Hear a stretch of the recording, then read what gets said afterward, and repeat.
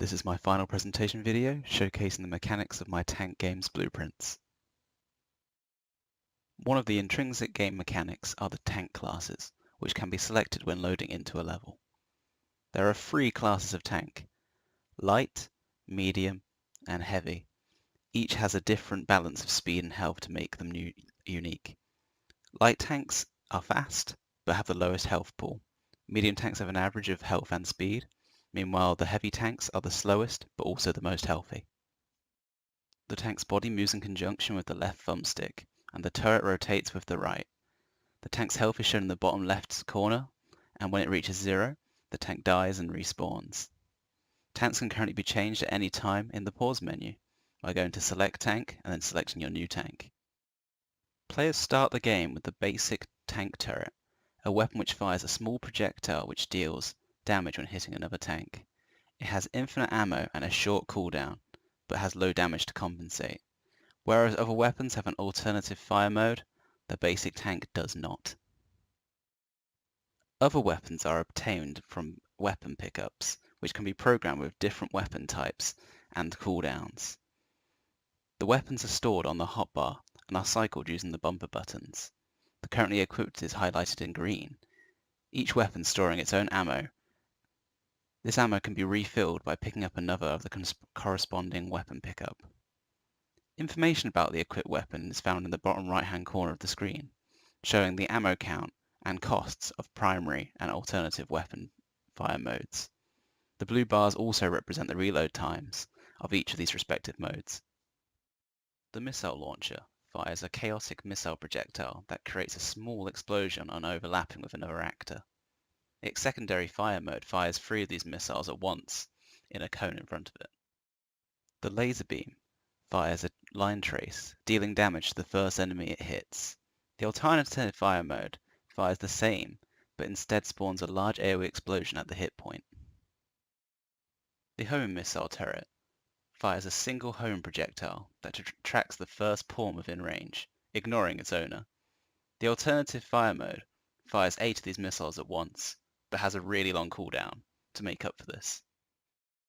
The artillery cannon fires a slow, gravity-affected projectile that creates a large AoE on landing. The secondary fire mode changes the range of the weapon, which is represented by the circle on the ground.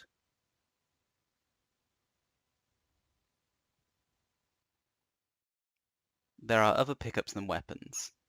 Health pickups grant the player a set amount of health, but cannot be used to exceed their max health, and can be picked up regardless of whether the player is full health or not.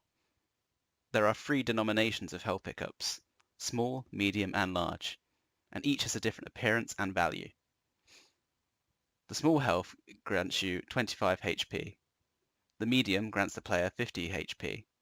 Meanwhile, the large grants a total 100 HP. Another pickup are the power pickups that grant the player a single-use ability based on type, which are held in the power box on the right-hand side of the screen. Only 1 power can be held at a time, but the pickup will still be consumed if overlapped. Rocket Strike rains a set number of rockets from the sky within a set AoE area, each dealing a moderate AoE damage explosion. Meteor Strike causes small rocks to fall from above in a set AoE area, before a large rock lands, dealing huge AoE damage.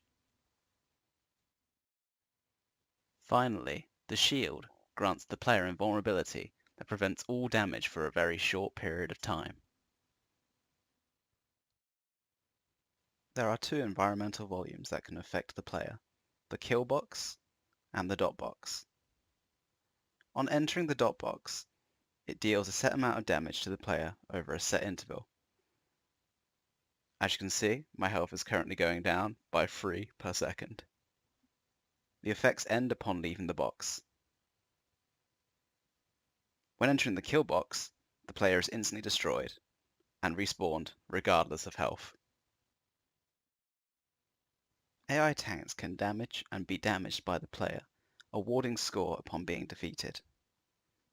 Each tank can be individually customized, with a variety of options to change, including health, weapons, turret rotation, speed, point value, lifetime, the fire rate, the ability to fire, whether the fire is secondary or primary, and a few more.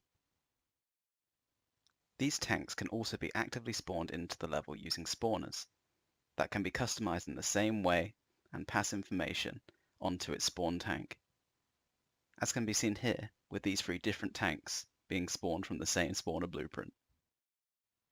Pressure plates can be used to disable certain actors, such as this kill box, when all have been activated. A plate manager connects all the plates and controls the time it takes for the plates to deactivate again, and whether the plates lock after being activated all at once. The enemy tank manager works in a similar way to the pressure plate manager. It can be connected to specific AI tanks and disables a death field upon all the tanks being destroyed.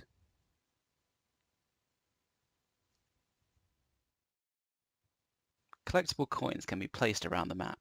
A manager will count the total in a level and set the counter in the top left equal to the number, allowing players to see the amount they have left to collect. Coins can also be connected via a manager to certain actors and used to disable them upon all being collected. This amount doesn't have to be all, it can be set to a certain amount. This has been a showcase of my tank game blueprints, and I look forward to working on the game modes next semester.